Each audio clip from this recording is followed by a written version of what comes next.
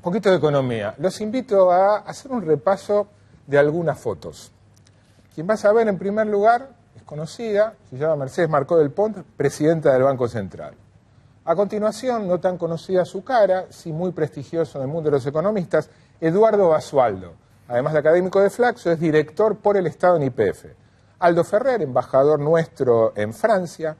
Alejandro Banoli es el siguiente, titular de la Comisión Nacional de Valores. El siguiente tampoco es muy conocido, pero de larga trayectoria en el directorio del Banco Central, muy respetado, Arturo O'Connell. A continuación, Jorge Gallero, del CEFIDAR, un centro de estudios que tiene financiamiento de bancos públicos. Abraham Gac, ex rector del Carlos Pellegrini. Héctor Valle, titular de la Fundación FIDE, de donde sale Mercedes Marcó del Pont. A continuación, José Sbatella, funcionario público, titular de la Unidad de Investigaciones Financieras, Salvador Trever, cordobés, académico, y Alberto Müller, docente de la Facultad de Ciencias Económicas. ¿Qué tienen en común todos ellos, además de ser economistas? Forman parte del Grupo Fénix, un grupo formado en el 2000 para, pensar un país distinto al que venía. Un país distinto a lo que fueron los años de convertibilidad, un país distinto al discurso neoliberal o al discurso ortodoxo. ¿Y por qué traigo a cuento el Plan Fénix, el Grupo Fénix? Porque emitieron una especie de carta abierta, así como lo de carta abierta. Todos ellos, además, por supuesto los funcionarios públicos. Los que no son funcionarios públicos, algunos son kirchneristas, otros no, aunque en su gran mayoría, todos, ven con buenos ojos los grandes lineamientos de la política económica oficial. Decía, ¿a qué viene todo esto? A que días atrás dieron a conocer una carta abierta, una declaración que se llama La Cuestión Inflacionaria, un documento de 3 páginas y me parece de mucho interés. ¿Por qué? Porque no viene de los economistas de la Citi, de los gurúes, de los ortodoxos, del Fondo Monetario, son un grupo conformado por funcionarios oficiales o gente bastante afín a los lineamientos del gobierno que habla de la inflación de la siguiente manera. Nos ayudamos con unas placas. ¿Qué es lo que advierten?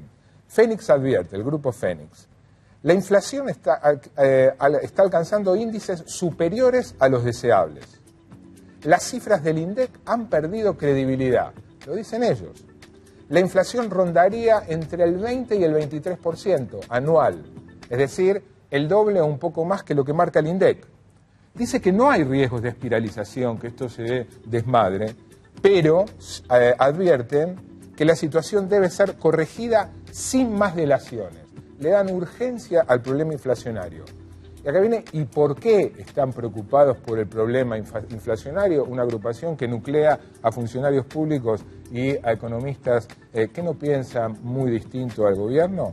Porque la inflación afecta a los asalariados, porque la inflación estrecha el horizonte de decisión y desestimula la toma de riesgos. Ahí claramente apuntan, si uno no tiene un horizonte de lo suficientemente largo, no invierte, o por lo menos no invierte en proyectos cuyo repago requiere de un plazo considerable, y porque además retrasa el tipo de cambio real, es decir, abarata el dólar y esto perjudica a las industrias, y además retrasa las tarifas de los servicios públicos. Aumentan los costos y las tarifas se mantienen congeladas y esto demanda del Estado cada vez más subsidios.